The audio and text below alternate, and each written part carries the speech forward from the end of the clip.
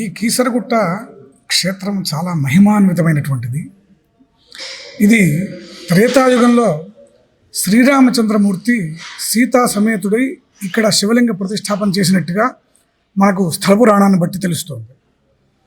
త్రేతాయుగంలో శ్రీరామచంద్రమూర్తి సీతాదేవి హనుమంతుడితో కూడి ఈ ప్రాంతానికి, ఈ ప్రదేశం, ఈ అరణ్యాన్ని చూడటానికి వచ్చారని, ఈ ప్రదేశానికి వచ్చినప్పుడు ఇక్కడ అనేక మంది మహర్షులు తపస్సు చేసుకుంటూ ఉండేవారట.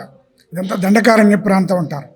ఇక్కడికి వచ్చి ఈ వాతావరణం అంతా చూసి చాలా బాగుంది, ఇక్కడ ఒక శివలింగ ప్రతిష్టాపన చేస్తే బాగుంటుంది అని వారికి అనిపించి ఆ మహర్షుల్ని సంప్రదించారట. అయ్యా, ఇక్కడ మేము శివలింగ ప్రతిష్టాపన చేద్దాం అనుకుంటున్నాము అని చెబితే వారు ముహూర్తం నిర్దేశించారు. అప్పుడు హనుమంతుడిని, నాయన నువ్వు కాశీ వెళ్ళి ఒక శివలింగం తీసుకురావాల్సింది అని పంపించారు.